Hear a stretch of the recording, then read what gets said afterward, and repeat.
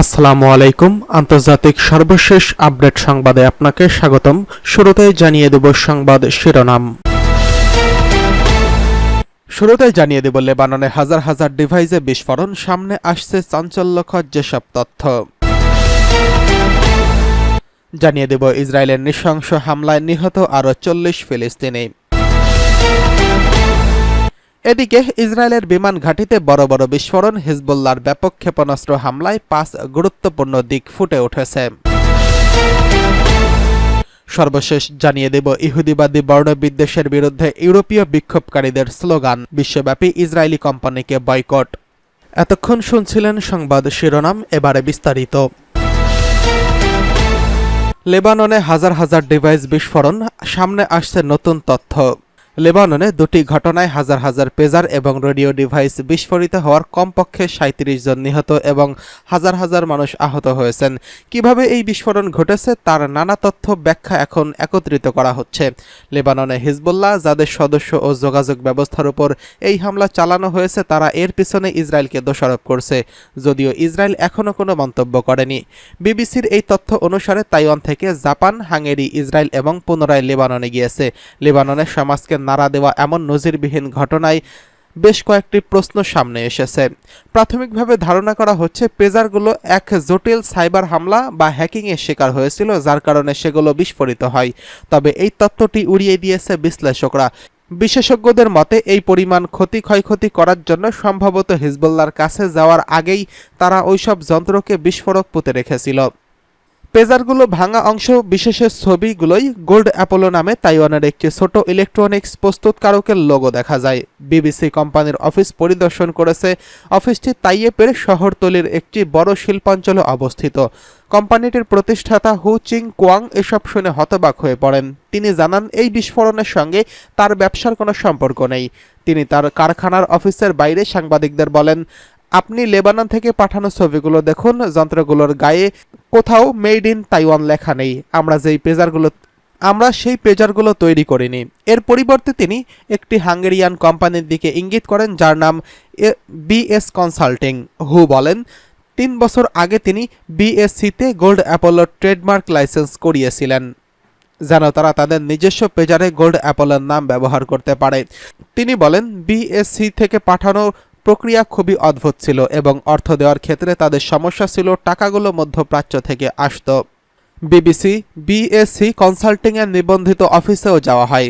অফিসটি হাঙ্গেরির রাজধানী বুদাপেস্টের একটি আবাসিক এলাকায় অবস্থিত। এই একই ঠিকানা আরও 12টি কোম্পানি ব্যবহার করে বলে মনে করা হচ্ছে এবং ওই ভবনের কেউই বিবিসির সংবাদদাতাকে বিএসসি কনসাল্টিং সম্পর্কে কিছুই বলতে পারেনি।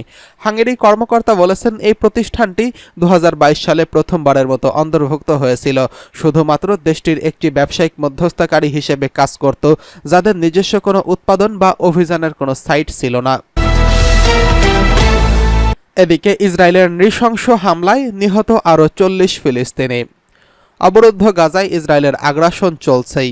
রবিবার 22 সেপ্টেম্বর ইসরায়েলের একটি স্কুলে হামলা চালিয়েছে। এই হামলা অন্তত 7 জন নিহত হয়েছেন। তবে 24 ঘন্টায় গাজা জুড়ে ইসরায়েলের হামলায় কমপক্ষে 40 জন ফিলিস্তিনি নিহত হয়েছেন। এ নিয়ে গত বছরের অক্টোবর থেকে এই পর্যন্ত মোট মৃতের সংখ্যা বেড়ে 41,431 জনে পৌঁছেছে। মোট আহত বেড়ে দাঁড়িয়েছে অন্তত 95,818 জন। ফিলিস্তিনের স্বাস্থ্য মন্ত্রণালয় বলছে, ইসরায়েলি বাহিনীর হামলায় গত 24 ঘন্টায় 3টি পরিবারের 40 জন নিহত হয়েছেন আর 58 জন আহত হয়েছেন। অনেক মানুষ এখনও ধ্বংসস্তূপের নিচে এবং রাস্তায় আটকে আছেন, কারণ উদ্ধারকারীরা তাদের কাছে পৌঁছতে পারেনি। ইসরায়েলের বিমান ঘাঁটিতে বড় বড় বিস্ফোরণ, হিজবুল্লাহর ব্যাপক ক্ষেপণাস্ত্র হামলায় 5 গুরুত্বপূর্ণ দিক। রামিথ ডেভিড বিমান ঘাঁটি ইহুদিবাদী ইসরায়েলের সবচেয়ে গুরুত্বপূর্ণ বিমান ঘাঁটিগুলোর মধ্যে অন্যতম। অধিকৃত ফিলিস্তিনের উত্তরাঞ্চলে অবস্থিত ইসরায়েলের এই ঘাঁটি সাম্প্রতিক সময় হিজবুল্লাহর ক্ষেপণাস্ত্র হামলার অন্যতম টার্গেট হিসেবে পরিণত হয়েছে। আজ খুব ভোরবেলায় অধিকৃত উত্তর অঞ্চলের ফিলিস্তিনে ব্যাপক ক্ষেপণাস্ত্র হামলা চালিয়েছে হিজবুল্লাহ। সাম্প্রতিক বছরগুলোতে ইসরায়েলের লক্ষ্যবস্তুর উপরে এত ব্যাপক ও ভয়ানক ক্ষেপণাস্ত্র হামলা চালায়নি হিজবুল্লাহ। এই অভিযানের 5টি গুরুত্বপূর্ণ দিক ইসরায়েলের নিরাপত্তা ও সামরিক ব্যবস্থার জন্য মারাত্মক বিপর্যয় তথা জাহান্নামের দরজা খোলার মতো পরিস্থিতির সমতুল্য। এই 5টি দিক হল, গত 12 ঘন্টায় হিজবুল্লাহ 100-রও বেশি ক্ষেপণাস্ত্র আঘাত হেনেছে উত্তর ইসরায়েলে। হিজবুল্লাহর ক্ষেপণাস্ত্র হামলায় ইতিহাসের এত কম সময়ে এমন ব্যাপক হামলার ঘটনা খুবই কম দেখা গেছে। এসব ক্ষেপণাস্ত্র নিক্ষিপ্ত হয়েছে গোলান থেকে হাইফা, নাসিরিয়া এবং আল জালিল সহ বিভিন্ন অঞ্চলে। এই সব অঞ্চলে একটানা দীর্ঘ সময় ধরে হুঁশিয়ারি সাইরেন বাজাতে বাধ্য হয়েছে ইসরায়েল। রামিত ডেভিড বিমান ঘাঁটি ইহুদিবাদী ইসরায়েলের সবচেয়ে গুরুত্বপূর্ণ বিমান ঘাঁটির মধ্যে অন্যতম। অধিকৃত ফিলিস্তিনের উত্তরাঞ্চলে অবস্থিত ইসরায়েলের এই ঘাঁটি হিজবুল্লাহর হামলার অন্যতম প্রধান টার্গেটে পরিণত হয়েছে। এই ঘাঁটির আস্তানাও রয়েছে এখানে। কোনো রিপোর্টে বলা হয়েছে রামিত ডেভিড বিমান ঘাঁটিতে কয়েকটি ক্ষেপণাস্ত্র সরাসরি আঘাত হেনেছে এবং এর ফলে সেখানে অনেক বিস্ফোরণ ও অগ্নিসংযোগের ঘটনা ঘটেছে। হিজবুল্লাহর এসব ক্ষেপণাস্ত্র হামলার ফলে 3 লাখ ইহুদি দখলদার বা বসতি স্থাপনকারীরা পালিয়ে গিয়ে নানা আশ্রয় কেন্দ্রের ভেতরে লুকোতে বাধ্য হয়েছে। নানা ভিডিও ও ছবিতে দেখা গেছে ইসরায়েলিরা পালিয়ে যাচ্ছেন এবং আশ্রয় কেন্দ্রগুলোর প্রবেশের পথে ব্যাপক ভিড় দেখা যাচ্ছে। আর এই থেকে বোঝা যায় হিজবুল্লাহর ক্ষেপণাস্ত্র হামলায় ইসরায়েলিদের মধ্যে ব্যাপক আতঙ্ক ও নিরাপত্তাহীনতার অনুভূত সৃষ্টি হয়েছে। ইসরায়েলের চ্যানেল 14 টেলিভিশন জানিয়েছে, হিজবুল্লাহর এসব ক্ষেপণাস্ত্র হামলার ফলে উত্তর ফিলিস্তিনে নানা অঞ্চলে বিদ্যুৎ সংযোগ বিচ্ছিন্ন হয়ে গেছে এবং নাতানিয়া ও নাসিরিয়া শহর সহ নানা অঞ্চলে ছড়িয়ে পড়েছে আগুন। এই অবস্থায় ইসরায়েলের শক্তির মহড়া দেখানোর ক্ষমতা ব্যাপক মাত্রায় কমিয়ে দিতে পারে বলে মনে করা হচ্ছেন। গোয়েন্দা তথ্যের পরিণতির বিষয়ও লক্ষণীয়। হিজবুল্লাহর হুদহুদ নামক ড্রোন কেবল সরল হামলার কাজে ব্যবহার করা হয় না, এই ড্রোন অত্যন্ত নিখুঁত তথ্য সংগ্রহেও দক্ষ।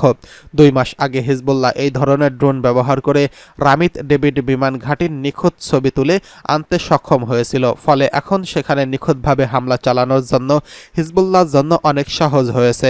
আর এই থেকেই হিজবুল্লাহর গোয়েন্দা তথ্য সংগ্রহের উচ্চতর সক্ষমতা ও নির্ভুল সামরিক অভিযান পরিচালনার ক্ষমতাও ফুটে উঠেছে। আর এই বিষয়টি ইসরায়েল মারাত্মকভাবে আতঙ্ক সৃষ্টি করছে। এদিকে ইহুদিবাদীদের বর্ণবিদ্বেষের বিরুদ্ধে ইউরোপীয় বিক্ষোভকারীদের স্লোগান। ইহুদিবাদী ইসরায়েলের নৃশংস গণহত্যার শিকার গাজাবাসীর সমর্থনে ইউরোপের বিভিন্ন দেশে এখনও ব্যাপক বিক্ষোভ চলছে।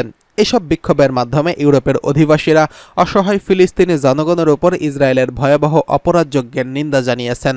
পার্স টুডের রিপোর্ট অনুসারে বিক্ষোভকারীরা ফিলিস্তিনি জনগণের প্রতি সমর্থন জানানোর পাশাপাশি গাজা উপত্যকায় ইহুদিবাদী ইসরায়েলের জাতিগত নিধনযজ্ঞ বন্ধ করার আহ্বান জানান। সুইডেনের রাজধানী স্টকহোমের বিক্ষোভকারীদের হাতে থাকা ব্যানারে লেখা ছিল, জাতিগত শুদ্ধি অভিযান বন্ধ করুন এবং গাজায় শিশুরা গণহারে মারা পড়ছে। সুইডেনের পরিবেশবাদী কর্মী গৌটা টোনবার্গ বিক্ষোভ মিছিলের অবকাশে সাংবাদিকদের সঙ্গে আলাপকালে বলেন, যখন বিশ্বের কোথাও জাতিগত শুদ্ধি অভিযান পরিচালনা করা হয় তখন সে ব্যাপারে নীরব থাকার অর্থ এই অপরাধীদের সহযোগী হওয়া।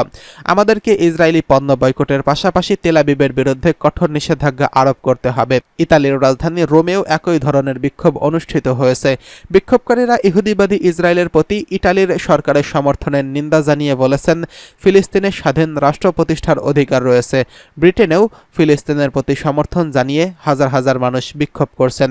দেশটির লিভারপুল শহরের লেবার পার্টি বার্ষিক সম্মেলনের আগ মুহূর্তে এই বিক্ষোভ অনুষ্ঠিত হয়।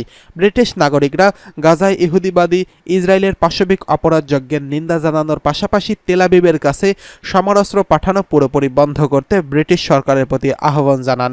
ইহুদিবাদী ইসরায়েল 2023 সালের 7 অক্টোবর থেকে পশ্চিমা দেশগুলোর সার্বিক পৃষ্ঠপোষকতা নিয়ে গাজা উপত্যকা ও পশ্চিম তীরের নিরপরাধ নির্যাতিত ফিলিস্তিনি জনগণের বিরুদ্ধে ভয়াবহ গণহত্যা শুরু করে। গাজার স্বাস্থ্য বিভাগের পক্ষ থেকে প্রকাশিত সর্বশেষ পরিসংখ্যান থেকে জানা যায়, ইসরায়েলি গণহত্যার শিকার হয়ে এই পর্যন্ত প্রায় 41,000 ফিলিস্তিনি শহীদ এবং 95,000-এরও বেশি মানুষ আহত হয়েছেন। হতাহতের উল্লেখযোগ্য সংখ্যাই হচ্ছে নারী ও শিশু।